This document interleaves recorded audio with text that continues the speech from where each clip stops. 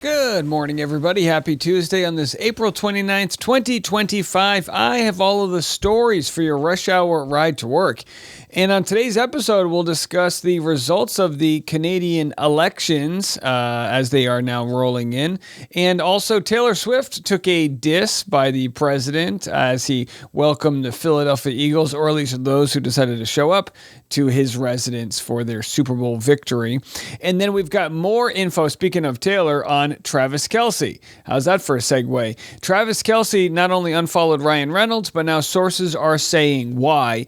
Plus information on the Nice Pool subpoena. That is a subpoena issued towards Marvel by Justin Baldoni in his ongoing litigation against Blake Lively. We'll have to share what they said and his response to that, plus more court documents. A lot is coming in right now, so stick around for that. And then Illinois Governor J.B. Pritzker says he's calling for mass protests, so we can expect some disruption happening on the streets. And speaking of disruption, more information on tariff talk as folks are saying this is going to end poorly. How poorly? How much is this going to hurt us? It's like a slow-moving hurricane is heading here, and they're saying May is going to be a very, very tough month from the standpoint of goods either becoming very expensive or just non-existent on our shelves. No need to panic. We'll just get all the information with that. And all those stories and more, it's all happening right now on The Rush. Well, you hate to see this happen. A U.S. fighter jet falls off an aircraft carrier, and there goes $70 quick million. Let's have a listen to this story. The other major story this Monday night, the U.S. Navy reporting an F-18 fighter jet plunged off the deck of the USS Harry Truman aircraft carrier and then right into the Red Sea. The jet was reportedly being towed out of the hangar bay when the crew lost control. The $70 million fighter jet sinking into the sea, and tonight the question surrounding how this happened. Here's Trevor Ault. All right. I mean, how did it happen? It's not like your pair of Ray-Bans sunglasses just fell off a boat. It's like, how the heck does $70 million just, become fish food? I don't know. Either way, that's about how the government's going right now. Just dropping planes off of boats. That's it. Well, Canada's got good news, I guess, depending on what side you're on. They're making a pretty big statement after their election. They have declared, the CTV News declares liberal minority. Now, again, most people in the U.S. have no idea how the Canadian government works, including me, but we'll try to break this down. They're declaring Mark Carney's Liberals have held on to power, winning enough seats in the 45th federal election to form a minority government. Canadians have decided which party will form government and which of the party's leaders will steer the country from its helm in Ottawa. Again, this is a big referendum against Trump, really is what it is, as the Liberals, from what I've seen, had no chance of winning. The Conservative Party was in the lead, and then after this sort of make Canada the 51st state nonsense happened, folks said, we don't want that to happen. So again, more on this story, I'm sure, this afternoon. But as I'm recording this, these results are just starting to trickle in. So again, and they, different articles here say it was mainly because, the thing that put it over the edge was the fact that Trump has been making threats to Canada. Obviously, the tariffs, all of this, putting together a fentanyl czar and all these things. And it led to the disruption that changed the course of history for Canada. Well, Stephen A. Smith is now commenting on Jeff Ulbrich's son. Now, Jeff Ulbrich is the defensive coordinator for, I believe, the Atlanta Falcons, right? His son is the one who pranked Shedeur Sanders when he, got a hold of his phone number and called in on draft day and said, you're going to get drafted. Not. Did a whole psych. Either way, here's what Stephen A. Smith has to say about the college prankster. I'd like to see the face of that kid. Because sometimes you need to be embarrassed. True. So your dad is a defensive coordinator for the Atlanta Falcons. You go into his laptop computer and find a number for Shedeur Sanders. You prank call him. First of all, it was cruel and it was classless to Shador. And for those of you guys wondering, when you're about to get drafted, as far as I've been told, this is how it works. They give you a different cell phone, like a Boost mobile cell phone. Nobody has this cell phone number except the several elite people at every program. So it's not like Papa John's is calling you or some random. So this is like highly classified information. Now this isn't as bad of an oopsie as dropping a plane off of a ship, but either way, it's just a dumb move this college student made. But I agree with Stephen A. Smith. Shame is a motivating factor. So you get shamed and you try to not do that again. Maybe this kid will understand the scrutiny he's under and become a much better contributor to society. This could be good for him or not. We'll have to see. But I'm telling you right now, it's going to be a weird Thanksgiving this year because that dad must be pissed. I've only been a dad for 11 and a half months. All right. I'm new to the dad world, but if my son hacks into my iPad and messes up my work, I'd be kind of pissed too. All right. Well, speaking of being pissed, Taylor Swift must be pissed here as President Trump disses her at the Eagles visits as the Eagles visited the White House. Again, this is kind of one of those harmless disses, but let's have a listen to it. Soon, thanks to 55 points on the day, the Eagles punched their ticket to a Super Bowl rematch with the Kansas City Chiefs. And you know what happened? It was an incredible game, a little surprising, but right from the beginning, in the first quarter of the big game, which I was there, I watched in person. I was there along with Taylor Swift. How did that work out? I mean, it's a funny line, but imagine being the president of the United States, beefing after you, I guess, beat Taylor. I mean, he didn't run against Taylor Swift, but of course she was not into him. Okay, whatever. I don't know. I'm waving the white flag. This is ridiculous. How did that one work out? The Eagles scored a touchdown on their signature play, the tush push. All right, there it is. Well, speaking of tush pushing, I'm sure Travis Kelce does his version of that. We'll get more into that in a second. But Travis Scott actually ran late on his Coachella festival, and it cost the festival $20,000 in fines. The update says that Green Day was actually 15 minutes behind due to a fireworks debacle, and that pushed his set late too. And I guess they have some city ordinance that you got to finish on time. I wish I could put a $20 fine, together for every time my wife is late at Home Goods. I wish I could do that. But again, I would just be paying the bill to myself. She's going to be like, Dave, I need 20 grand. Why? Because I'm late at Home Goods. All right. Anyway, well, maybe with these tariffs, we don't have to go to Home Goods anymore. We'll just be doing yard sales for the rest of our lives. All right. Well, here it is, the story a lot of people have been consumed by, Justin Baldoni and Marvel. So Justin Baldoni, of course, in a big lawsuit with Blake Lively, and Blake Lively's husband, Ryan Reynolds, inserted a character to mock Justin Baldoni in his latest movie, Wolverine and whatever, Deadpool or whatever the heck it's called. I don't watch these movies. I can't keep up with all this. Wolverine, a guy with, steak knives that come out of his knuckles. Deadpool, a guy who looks like scuba diver, like he's dressed as a Spider-Man. I don't know who he is. Either way. So this story, when I first looked at it, I thought it was hogwash. I was like, well, now we're reaching for things. There's no way that Ryan Reynolds created a character to mock Justin Baldoni. This is ridiculous. Well, the more you look into it, the more it actually makes a lot of sense. So Justin Baldoni has subpoenaed Marvel to get some information. And Marvel's saying, well, we don't think we need to give it to you. And they're saying, give it now. And I'm going to share that next.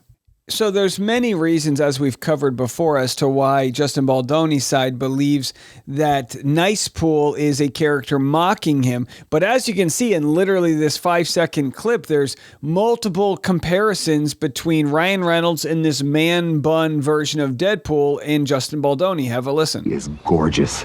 She just had a baby too, and can't even tell. I don't think you're supposed to say that. That's okay. I identify as a feminist. So he kind of mocks Justin Baldoni for identifying as a feminist and talks about the Blake Lively fat shaming part by saying her body's in good shape, and also mentions an intimacy coordinator. So, without diving into things, you go, oh yeah, whatever, what's the big deal? Well, the big deal is if Baldoni can subpoena Marvel and get information from Marvel that maybe there's a storyboard, which is where they draw out the characters, and they can pin that to Baldoni, then he can prove actual malice. Here is a piece of the response by Baldoni's side. I want to give a shout out to my friend and colleague Lauren from the Court of Random Opinion on YouTube. Go check her out. She reads all these great court filings. So this is part of Baldoni's response. To begin with, whether nice pool is an expression of opinion or not, while perhaps relevant on a motion for summary judgment, is irrelevant to determining the propriety of the Wayfair party subpoena. So essentially, Wayfair says, we don't know exactly what we want, but we want all the documents regarding Nice Pool. We need to know all about Nice Pool. So they say that on a big budget superhero movie, Reynolds insisted on the ill-fitting and belated addition of Nice Pool to the script during the period at issue during this litigation, and in fact credited it in the film It Ends With Us. Importantly, the information sought could establish malice not only in connection with this portrayal, but also in connection with other defamatory statements Reynolds made at or about the same time over the same events that caused the Wayfair party substantial harm.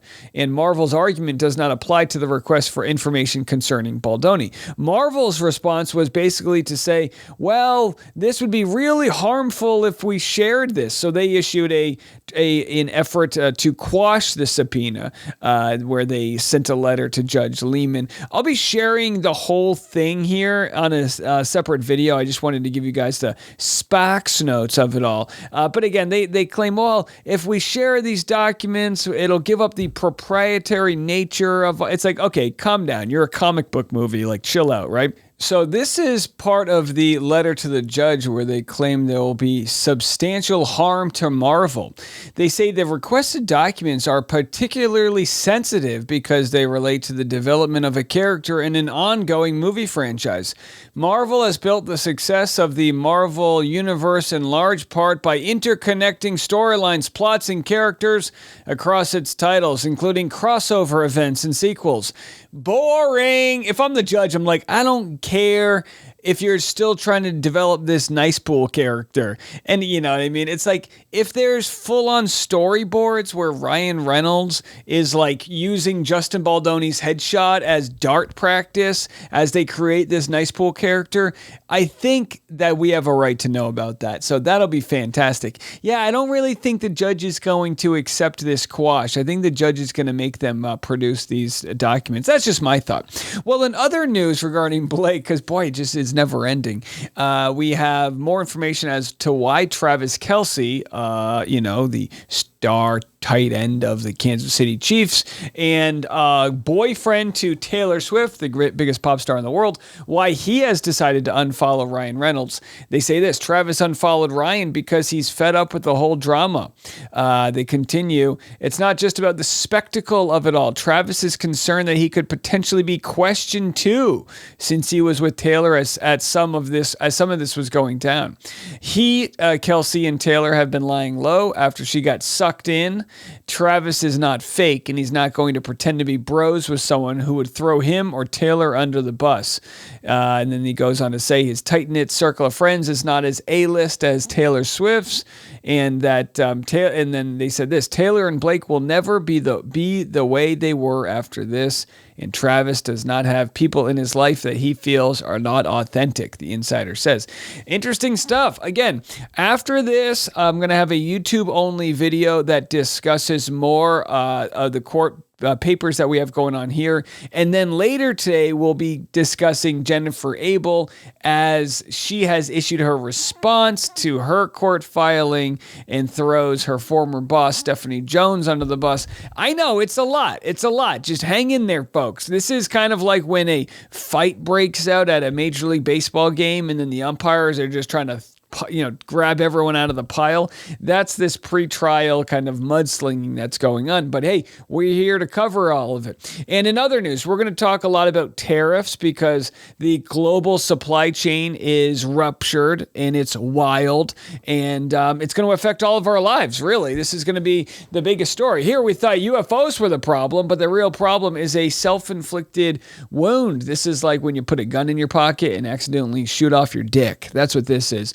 Former time, not that that's happened to me, but I just could imagine. That's one way to get circumcised. Former top Trump economic advisor says Americans will start seeing effects of China tariffs in May. Have a listen. What people need to understand is the cycle from a good being sold in China, loaded on a vessel, sailed across the ocean, unloaded in the United States, put in a factory, distributed to a shelf, is about 8 weeks in the United States. So if you go back to the April 2nd date when the tariffs kicked in, you're talking about seeing the effect really May 2nd. So I would say the last couple weeks of May, you'll start seeing this effect here. So, we're a few weeks away from starting to see the early effects of what will happen in the transportation of goods. You're also starting to see many of the small businesses, and this is where it's really interesting. Small businesses who have to order goods, and you saw a lot of data out of the toy industry recently. The toy industry, which is really small industry, runs the vast majority of retail toy sales. People who are ordering their toys for Christmas today have to order those toys. Those toys are now coming with a massive 145% tariff. The vast majority of small business toy stores cannot order toys today because they cannot afford the 145% tariff. So they're making a conscientious decision. Right. They're either going out of business or they're just going to wait and see what happens. So you're right. The lag effect of getting goods to this country will not be felt for another 2 to 4 weeks. So there you have it. No toys on the shelf this Christmas season. It reminds me of the smash 1996 film Jingle All the Way, where a young Arnold Schwarzenegger has to get vows to get his son the famous Turbo Man toy, and of course has to fight Sinbad. What a great movie. Was Jingle All the Way one of the best movies? I love the line, "You can't bench press your way out of this one." What a good film. Either way, I hate to say it, and I'm kind of making light of a very serious situation. But yeah, there's going to be lots of items that are just no longer on the shelves while this plays out, and probably for at least several months thereafter. Now, the question is the Trump administration going to blink? Like, does the Trump administration understand that we're not all 100 millionaires that can ride out an economic catastrophe? Scott Bessent, the Treasury Secretary, is worth somewhere between $500 million to $1.3 billion, depending on who you ask. Does he really have a good idea about what is about to go down? Here he is, completely clueless about the empty shelves. He says, "I assume retailers pre-ordered." Oh, those retailers just prepping for that tariff war? I don't think retailers keep inventory at the scale that he thinks. They don't just have a storage closet where they keep all their yo-yos. Are you worried about empty shelves? Because they say that a lot of these, the supply lines and the cargo ships are being held up. A lot of people are saying, turn it around. With the tariffs this high, I don't want the product. Are you worried about empty shelves? Not at present. We have some great retailers. I assume they pre-ordered. I think we'll see some elasticities. There it is. We assume they pre-ordered. And I'm not a betting man, but those that listen to the show here, we're in the tens, if not hundreds of thousands of people. So I tell you guys, let me know in May. Let me know in May if you see empty shelves, if it's harder to buy baby formula or toys or the replacement product you need for your vacuum or any number of things. But I'm going to tell you right now, me, middle class Dave, I think I have a greater idea about what's going on than a 700 millionaire does. When was the last time he went into a Target to go buy something? You know what I mean? So either way, we got more thoughts from him. He says China needs to be the one to de-escalate the trade escalations. What? This is like when you get in a fight with your spouse and they're like, you need to apologize. And it's like, I need to apologize? I didn't do anything. I was just here. And all of a sudden you're putting a trade embargo on my ass? Treasury Secretary does a lot of things, running the White House switchboard into one of them. So all aspects of government are in contact with China.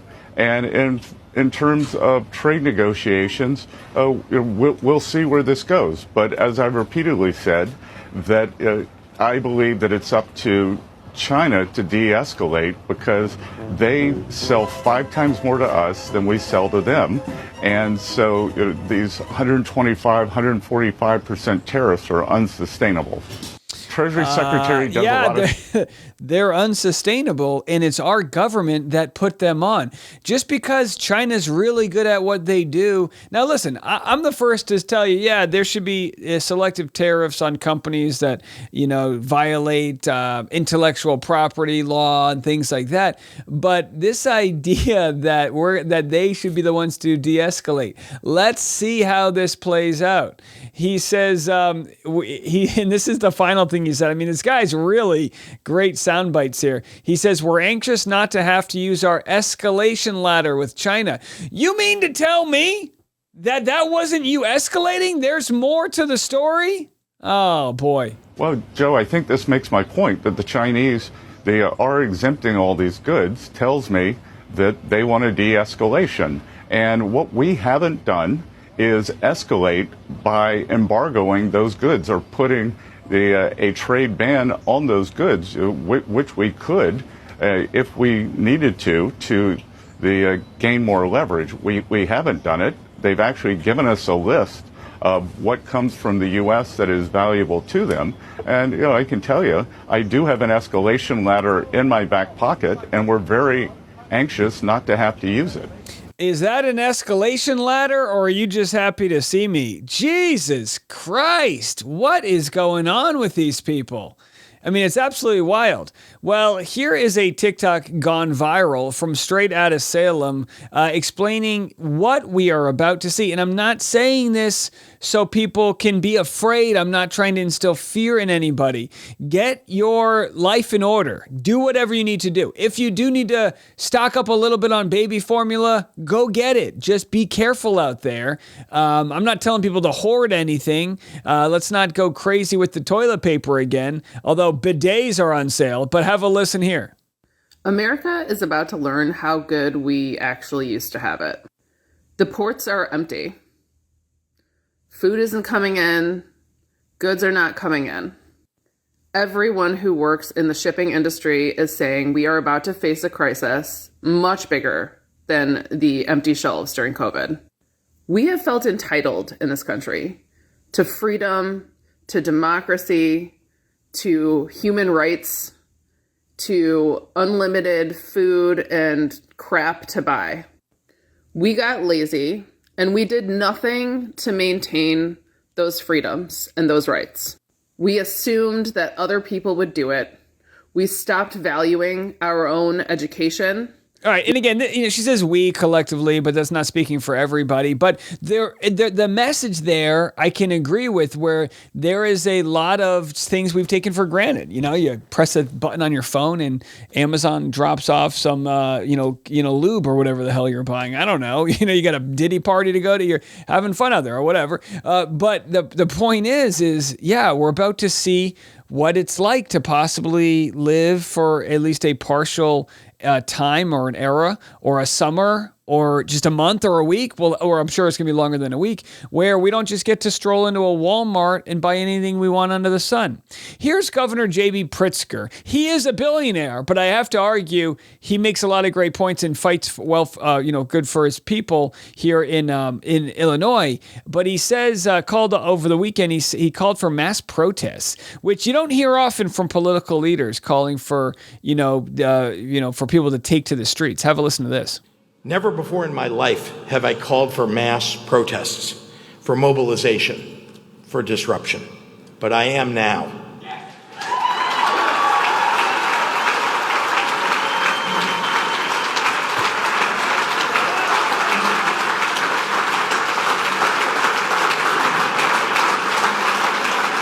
These Republicans cannot know a moment of peace. They have to understand that we will fight their cruelty with every megaphone and microphone that we have. We must castigate them on the soapbox and then punish them at the ballot box.